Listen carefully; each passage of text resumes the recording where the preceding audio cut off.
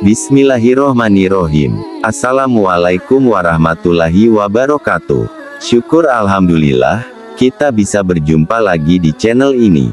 Sholawat dan salam semoga selalu tercurahkan kepada junjungan kita, Nabi besar Muhammad Shallallahu Alaihi Wasallam.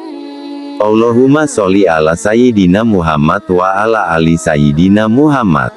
Sahabat beriman yang dirahmati Allah, sholawat merupakan salah satu cara kita mencintai dan mengakui kerasulan baginda Nabi besar Muhammad Shallallahu Alaihi Wasallam, dan memohon kepada Allah Subhanahu wa Ta'ala supaya menganugerahkan keutamaan dan kemuliaannya demi kebaikan kita sebagai umatnya.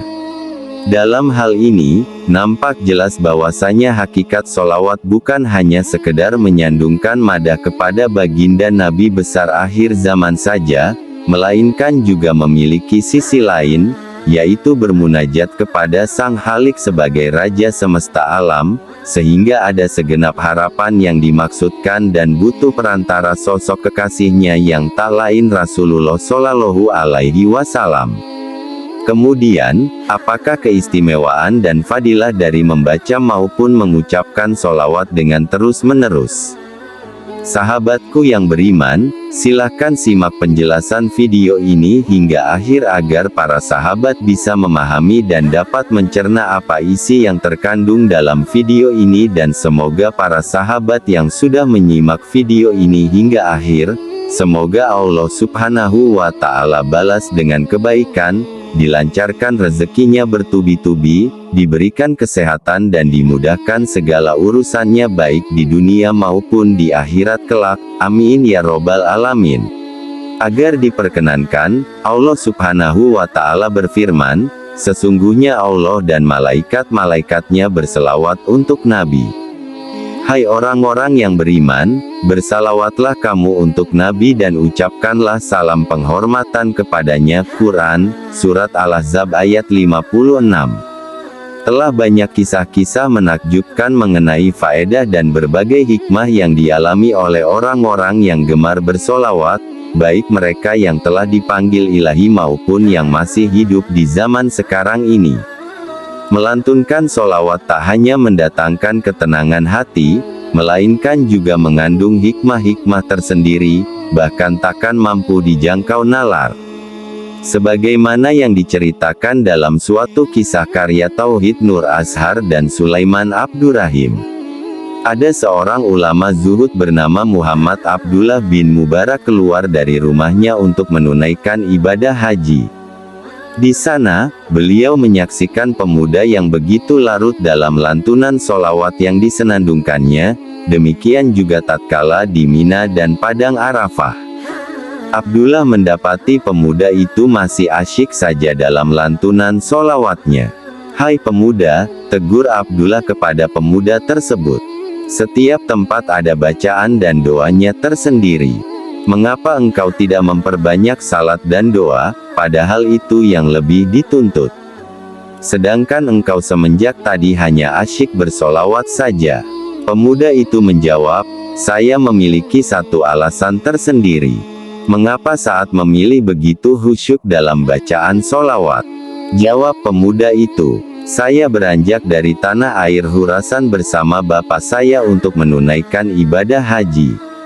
Setiba kami di Kufah, bapak saya terserang penyakit parah sehingga ia menghembuskan nafas terakhirnya di hadapan saya sendiri.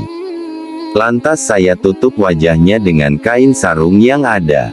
Lanjutnya, malangnya, apabila saya buka kembali kain sarung itu, wajah bapak saya telah berubah menjadi himar atau keledai.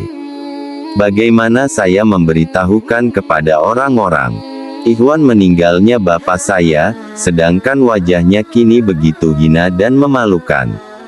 Kemudian, saya duduk termenung di sisi mayat ayah saya dalam kebingungan hingga tertidur dan bermimpi.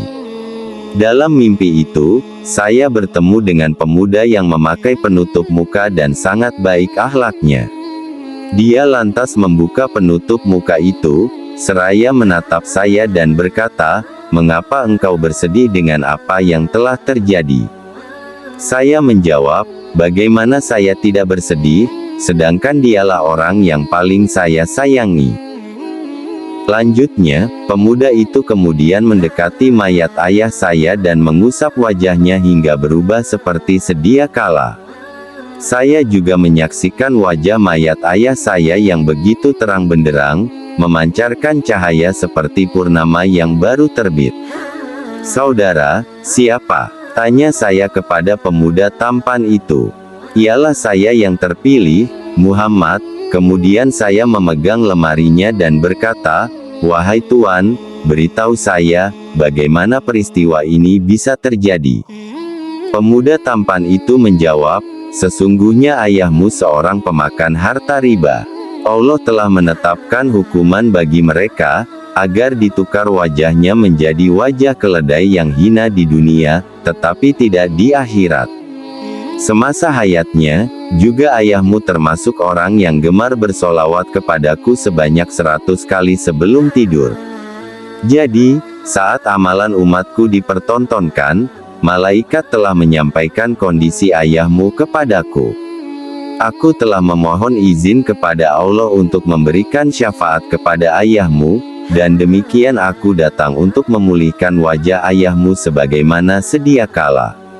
Sahabat beriman yang dirahmati Allah, semoga dengan kisah di atas bisa diambil pelajaran dan bermanfaat untuk kita semua. Yakni dengan senantiasa membaca sholawat bisa memberikan syafaat kepada kita baik di dunia maupun di akhirat. Amin ya robbal alamin. Wallahu a'lam bishawab. Demikian yang bisa saya bagikan. Jangan lupa jika konten ini bermanfaat untuk like, komen dan share kepada teman dan saudara kita semua. Semoga bermanfaat untuk kita semua. Amin ya robbal alamin. Aqulu qouli hadza wa astaghfirullahi li wa lakum, fastaghfiru innahu huwal ghafurur rahim. Wassalamualaikum warahmatullahi wabarakatuh.